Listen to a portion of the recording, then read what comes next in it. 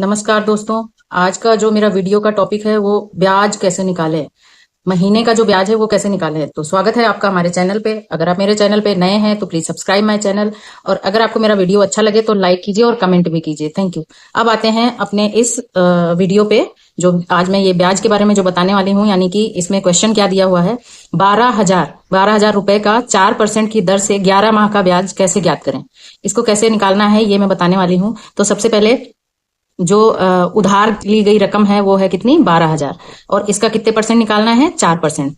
तो इसमें 12,000 रुपए है, यानी इसमें अगर किसी भी तरह के क्वेश्चन में का की या के आता है, उसका मतलब क्या होता है कि वहां पे गुणा करना, इन दोनों संख्याओं का गुणा। तो यहां पर हम लिख देंगे, सबसे पहले हम स्टार्ट करेंगे 12,000, यानी कि जो हमारा मूलधन है जो कि हमने उधार लिया है। उसके बाद 12,000 के बाद 12,000 में हमें कितने परसेंट ब्याज निकालना है, 4% मासिक ब्याज है, यानी कि एक महीने में 4% उसको देना होता है। तो यहाँ पे हम करेंगे इनटू, यानी कि यहाँ लिख देंगे 4।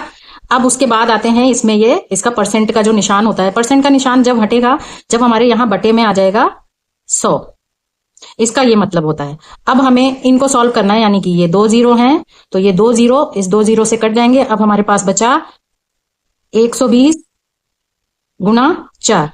अब हम इसको अगर 120 से 4 को गुना करते हैं तो 400 और 4 टू जा 8 एंड 4 1 जा 4, ये आ गया 480 रुपए, यानी कि ये हो गया एक माह का ब्याज। अब हमें कितने महीने का निकालना है, 11 महीने का ब्याज निकालना है। तो जो मूलधन है वो है 12,000 रुपए। तो अब इस 11 माह को कैसे निकालेंगे, अब ये हमारे पास एक माह है, तो एक माह इज इक्वल टू 480 रुपए, यानी कि एक माह में हमें जो ब्याज की रकम देनी है वो है 480 रुपए। अब हमें इसको 11 महीने के लिए करना है, तो यानी कि हम इसको गुणा करेंगे एक माह को 11 महीने से, और 480 को इसको भी 11 से करेंगे। तो हमारे पास क्या आएगा, 11 को 1 से करेंगे तो 11 एकम 11, और 480 को 11 से करेंगे तो 11 एकम 11, और 480 को 11 से करेंगे अगर, तो ये आएगा 1100, 11 अट्ठे 88 के 8, हमारे पास जो हासिल आया वो 8 है, और 11 चौक 44, और 44 में अगर हम 8 जोड़ते हैं तो ये आता है 52, यानी कि 5,280 रुपए हमारा टोटल जो ब्याज है 11 महीने का वो आएगा। उसके बाद हमें अभी कितने महीने का ब्याज किस पर देना है, अब अगर हमें पूरी रकम लौटानी है तो हमें किस तरह से करना होगा, यानी कि ये 5,280 को प्लस करना है 12,000 से। तो इसका अगर हम इसमें प्लस करते हैं तो यहां आएगा 0 और 8 2, और 12 में हम 5 अगर ऐड करते हैं तो, यानी कि ये वाला जो धन है वो हमें देना होगा 17,280 रुपए टोटल। हमें, हम जो भी किसी से अगर ब्याज पर पैसा लेते हैं और उसकी दर है 4%, तो उस हिसाब से मुझे 11 महीने का जो पैसा होगा वो हमें टोटल मूलधन को ऐड करने पे जो टोटल ये आता है 17,280 रुपए, ये हमें उसको चुकाना होगा 11 महीने के बाद। ये रहा आंसर। मुझे जैसे आई होप कि मुझे ऐसा लगता है कि आपको ये पूरा अच्छी तरह से आ गया होगा। चलो इसी तरह का एक क्वेश्चन और कर लेते हैं।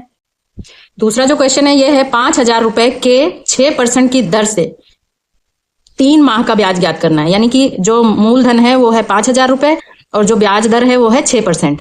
अब फिर हम वही उसी हिसाब से करते हैं, यानी कि सबसे पहले हमें क्या करना है, सबसे पहले हमें 5,000 को इसका जो परसेंट है यानी कि एक महीने का निकालना है। अब इसको 3 माह का करना है, तो हमें सबसे पहले 3 माह का पता करने के लिए हमें पहले एक महीने का ब्याज निकालना होगा, यानी कि यहाँ लिखेंगे 5,000 रुपए के। अब मैंने बताया था का की के आता है तो उसका मतलब है गुणा, हमने यहाँ गुणा कर दिया। अब हमारा यहाँ 6 लिख दिया। अब परसेंट को हटाने के लिए बटे में हमें 100 लिखना है, इस तरह से।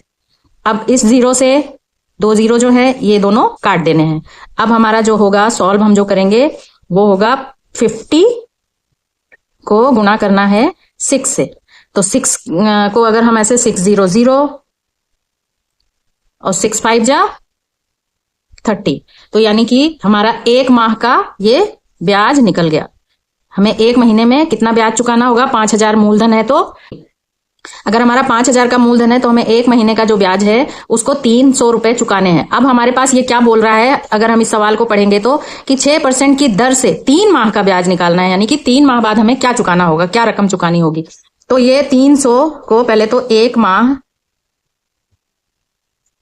इंटू 3 करना है, फिर 300 गुना 3 करना है। इन तीनों को अगर हम दोनों को 3 से गुना करते हैं तो हमारा 3 एकम यानी कि 3 माह आ जाएगा। और इसको 300 को भी हम 3 से गुना करेंगे तो हमारा आएगा 900, यानी कि 3 3 जा 900, ये हमारा आ गया रुपए। अब हमें ये पता है कि हमारे पास ये 900 रुपए जो हैं ये हमारा 3 महीने का ब्याज है 6% की दर से 5,000 रुपए का। अब इसको जो हमने जिससे भी कर्ज लिया था उसको चुकाने के लिए हमें उसका मूलधन भी वापस करना है विद ब्याज, यानी कि ब्याज सहित। तो हमें इस वाले मूलधन को इस जो ब्याज की रकम है इसमें जोड़ देना है। 5,000 को जोड़ना है 900 जो कि 3 महीने का हमारा ब्याज था 6% की दर से। तो हमें क्या चुकाना होगा, जिससे भी हमने कर्ज लिया था उसको हमें टोटल जो रकम चुकानी है वो है 5,900 रुपए। तो मुझे लगता है कि आपको बहुत अच्छी तरह से आपका जो ये ब्याज निकालने का जो मैंने आपको फॉर्मूला बताया ये अच्छी तरह से समझ आ गया होगा। आई होप कि आपको मेरा वीडियो अच्छा लगा। तो please please please subscribe my channel, like my video, comment कीजिए कि आपको मेरा जो भी ये समझाने का तरीका था ये कैसा लगा, मैं इसमें कुछ और इंप्रूवमेंट कर सकती हूँ या नहीं, ये भी मुझे बताइए। और आपको अगर इसी तरह से जैसे मैंने ये मासिक ब्याज निकालना सिखाया, अगर इसी तरह से आपको वार्षिक ब्याज सीखना है कि वार्षिक ब्याज कैसे निकालेंगे तो वो भी मुझे कमेंट में बताइए, मैं जरूर समझाने की कोशिश करूंगी। धन्यवाद।